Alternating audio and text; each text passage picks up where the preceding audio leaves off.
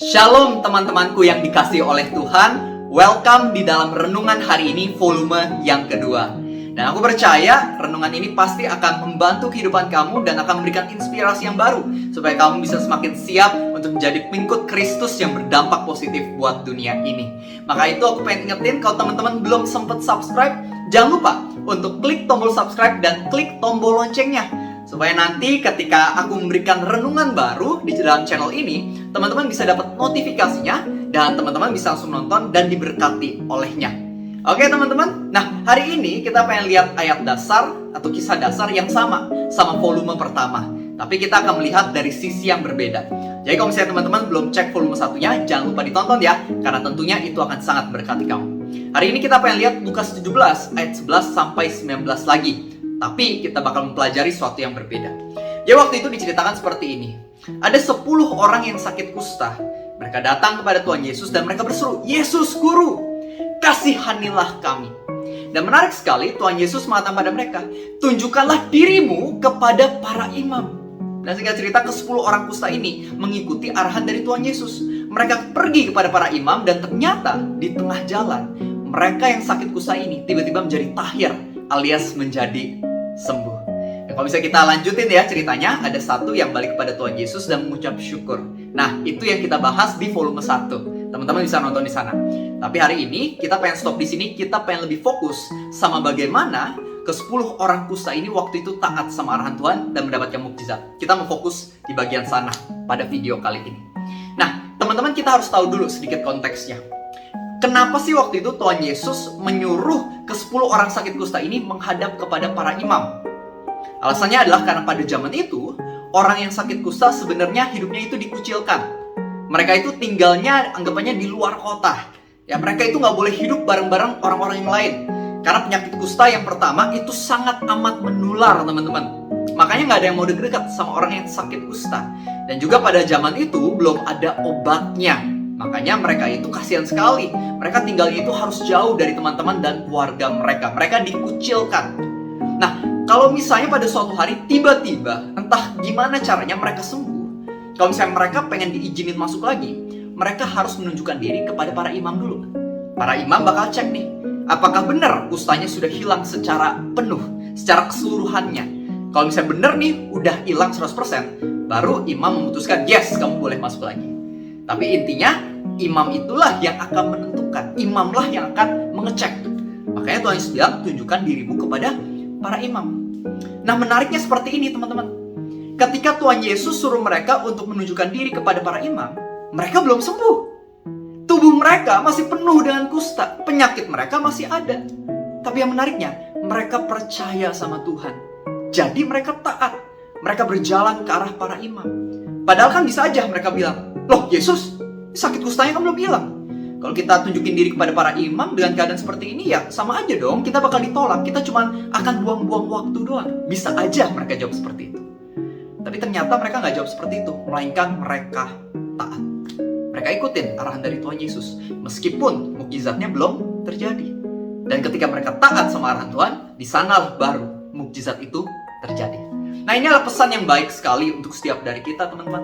Karena hari ini ada banyak orang yang mereka itu cuma mau percaya ketika mukjizatnya udah terjadi.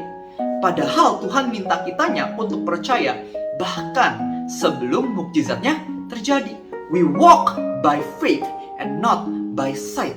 Kita melangkah dengan iman, bukan karena melihat. Sama kayak ke-10 orang kusta ini. Mereka berjalan ke arah para imam, bukan karena mereka melihat kesembuhan sudah terjadi, melainkan karena mereka percaya. Mereka punya iman sama apa yang diarahkan oleh Tuhan Yesus. Nah, sama halnya dalam kehidupan kita. Banyak orang yang udah dikasih arahan sama Tuhan Yesus. Mereka mungkin udah berseru sama Tuhan Yesus. Mereka udah berdoa, Tuhan udah kasih arahan. Tapi mereka nggak taat. Makanya keajaibannya belum pernah terjadi sampai sekarang. Saya kasih ilustrasi seperti ini. Misalnya ya, ada orang-orang yang mungkin sudah berseru sama Tuhan. "Tuhan Yesus, tolong pulihkan keadaan ekonomi keluargaku." Udah berseru nih, udah berdoa sama Tuhan. Dan Tuhan udah kasih arahan, mungkin lewat firman Tuhan, kitab Amsal, yang mengatakan kamu harus jadi orang rajin. Ya kan, kitab Amsal penuh dengan ayat-ayat seperti itu.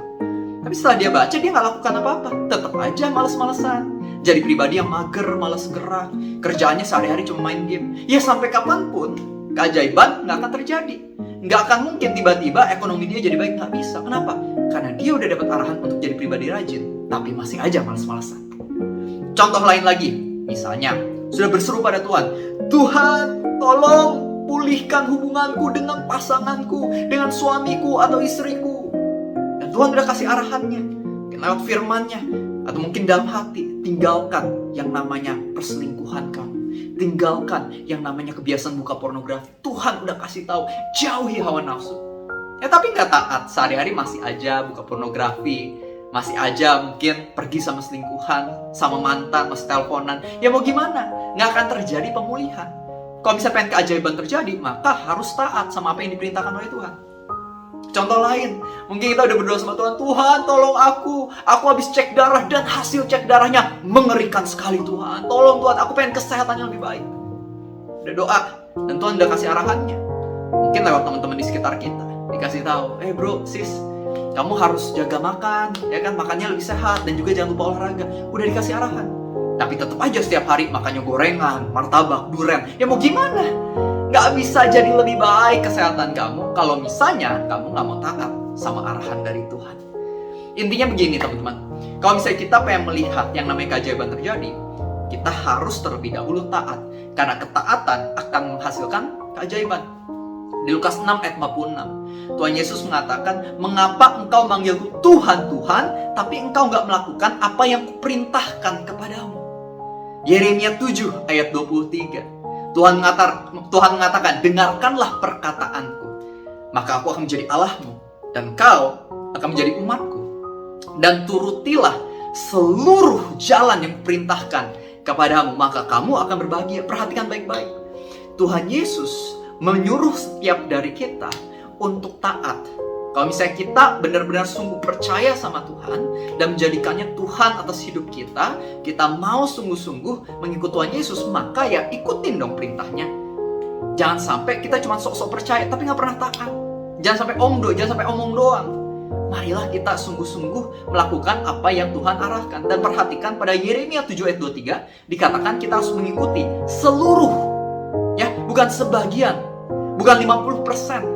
Melainkan seluruh arahan Tuhan kita harus ikutin. Baru kita akan berbahagia. Kalau misalnya kita ikutinnya nggak seluruh, melainkan sebagian, ya tentu bahagianya juga cuma 50%. 50%-nya lagi penuh dengan duka cita dan kesengsaraan di dalam hati kita. Intinya adalah teman-teman, marilah kita taat sama Tuhan. Setelah kita berseru kepada Tuhan, setelah kita mendapatkan arahan, ya taat. Baru kita akan melihat mukjizat terjadi di tengah ketaatan kita tersebut. Jadi apa yang Tuhan hari ini sedang minta dari kehidupan kamu? Ikutilah. Kalau misalnya Tuhan udah meminta kamu untuk memberi, maka memberilah kepada orang-orang yang membutuhkan itu. Kalau misalnya Tuhan udah ingetin kamu untuk meninggalkan kesombongan dan mulai jadi pribadi yang rendah hati, ya jadilah pribadi yang rendah hati. Kalau misalnya Tuhan sudah kasih kamu arahan untuk mungkin membangun sebuah usaha baru, membuka lapangan pekerjaan bagi banyak orang, maka turutilah. Intinya adalah ketika Tuhan suruh kamu sesuatu dan ketika kamu mentaatinya, pasti keajaiban akan terjadi. Bukan hanya keajaiban buat kehidupan kamu, tapi saya percaya juga akan ada yang namanya keajaiban melalui kehidupan kamu. Saya kasih sedikit ilustrasi.